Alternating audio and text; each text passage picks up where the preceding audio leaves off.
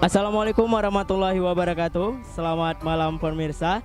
Saat ini saya sedang berada di acara pembukaan MTQ yang ke-33 tingkat Provinsi Aceh yang dilaksanakan di lapangan upacara Pusat Pemerintahan Kabupaten Aceh Timur, tepatnya di Kota Idi.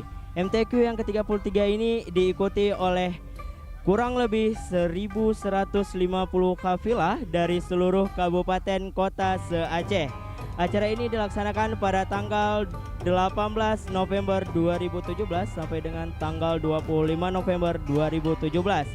MTQ yang ke-33 ini dibuka langsung oleh Bapak Gubernur Aceh, yaitu Bapak Irwandi.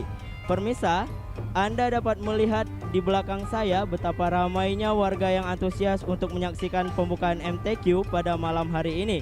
Di sini tidak hanya orang dewasa yang menyaksikan, bahkan remaja dan anak-anak juga ikut menyaksikan acara ini. Saya Yuda Saputra melaporkan langsung dari lapangan upacara Pusat Pemerintahan Kota Idi, Kabupaten Aceh Timur. Aceh 1 mengabarkan kebenaran.